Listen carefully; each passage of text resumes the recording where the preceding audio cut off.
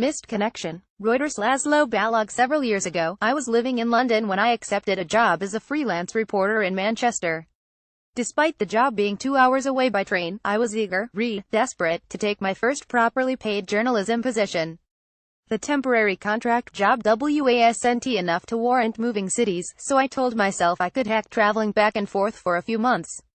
The strain of commuting 200+ miles a week began to take its toll after just a few weeks. After traveling 2 hours to get to Manchester, it took another 40 minutes to the office. During the week, I crashed on sofas. Sometimes I would stay with my boyfriend's family in Yorkshire, but that still left me 90 minutes away. I felt drained. I was broke from spending so much on train fares. I was sick of carrying clean underwear and a toothbrush in my bag. My commute and work had left me little time to see friends, family, or my partner properly. They faced long working hours, fairly minimal pay, and hour-long commutes too. One evening, as I waited at the station to go back to London, I realized my work had been late paying me and I was scraping the bottom of my overdraft. I had been commuting across the country for weeks, with nothing to show for it aside from bags under my eyes.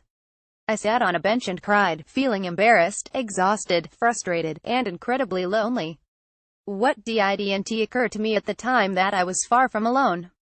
Commuting can be bad for our health, whether it's packed, delayed trains or mile-long traffic jams. It contributes to our anxiety, stress, and our waistlines. A recent study of British commuters found that even just a 20-minute increase in commute time is equivalent to getting a 19% pay cut for job satisfaction. Every extra minute spent traveling to and from work feels like a lifetime, and, unsurprisingly, increases strain on our well-being. It's also making us lonelier than ever. Millennials are often maligned as entitled, work-shy snowflakes unwilling to go the extra mile for their professions, but research suggests this is not the case. Stagnant wages and rising housing costs are pushing people further away from their jobs. The number of workers who commute daily in the UK for 2 hours or more has increased by a third in 5 years.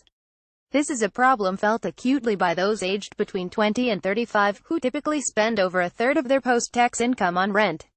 Young British people may be the first generation to earn less than their predecessors, according to one 2016 report by the Resolution Foundation think tank. The 2008 Great Recession is only partly to blame, with earnings for young people being squeezed even before the start of the financial crisis. The same goes for young people in the U.S., who are $2,000 poorer than their parents were at the same age, according to the 2015 U.S. Census. As a result, my generation faces increasingly long journeys to work, with less to show for our efforts. In the UK, young people commute for the equivalent of 3 days a year, more than their parents, according to a study by the UK-based Resolution Foundation, a think tank. American workers are commuting longer too, according to the 2013 U.S. Census, and nearly 600,000 workers endure extreme commutes of 90 minutes or more. Facing skyrocketing living costs and less disposable income, young people are also going out less and spending more time on social media. A University of Pittsburgh study of adults aged between 19 and 32 years old found those who spent more than 2 hours a day on social media were twice as likely to feel socially isolated. That leaves commuting one of the few times we're consistently around other people. And yet, ironically, it's an incredibly isolating experience. When I was commuting to Manchester, people would ask how I was. I'd reply, fine, because admitting I was lonely and depressed would mean admitting defeat. But it's not surprising that I was feeling that way. Harvard political scientist Robert Putnam lists long commutes as one of the most substantial predictors of social isolation. He suggests that every 10 minutes spent commuting results in 10% fewer social connections that make us feel happy. We assume loneliness is a problem only felt among older generations, but it is a growing issue among young people. A survey of 2,000 Brits published by the UK's Nationwide Bank earlier this year unearthed a surprising phenomenon. Nearly 89% of people aged between 18 and 34 who were polled said they had experienced feeling disconnected or isolated from society at some point in their lives, compared to 70% of those over 55. We might be the generation that has instant streaming video, AVO lattes, and deconstructed food, but we also live in an age of job insecurity and perilous casual worker contracts, burdened with enormous debt and high living costs. It's difficult to find a millennial worker who doesn't feel disposable. Most of them are. So if you're offered a job with a long commute, the chances are you're going to take it. A lengthy transit to work seems like a relatively minor inconvenience, but long commutes and increased social isolation need to be taken more seriously. Research shows feeling lonely is terrible for your physical and mental health. Earlier this year, medical practitioners warned that being lonely can be as bad for you as having a long-term medical condition like high blood pressure. Feeling isolated can contribute to problems such as anxiety and depression, which in turn can make you feel more alone, says Stephen Buckley, a spokesperson for Mind, a British mental health charity.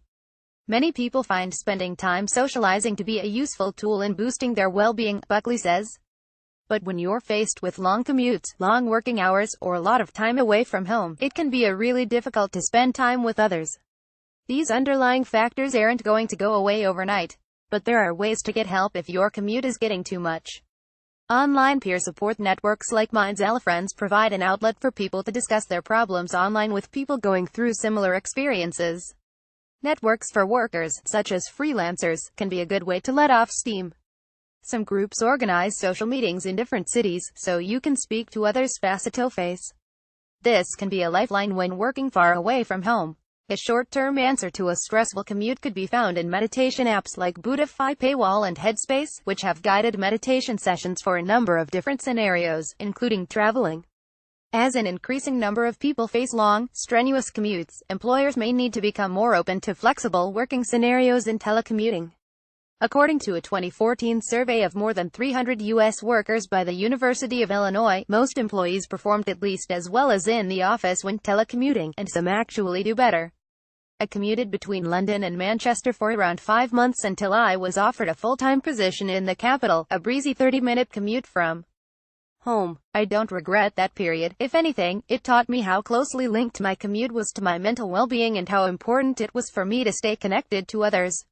Even though my commute is shorter now, my experience has motivated me to work hard to maintain that connection with friends and family, even if it's finding 10 minutes for a coffee with someone at a train station. It can make a world of difference. We welcome your comments at ideas@qz.com. Learn how to write for Quartz Ideas.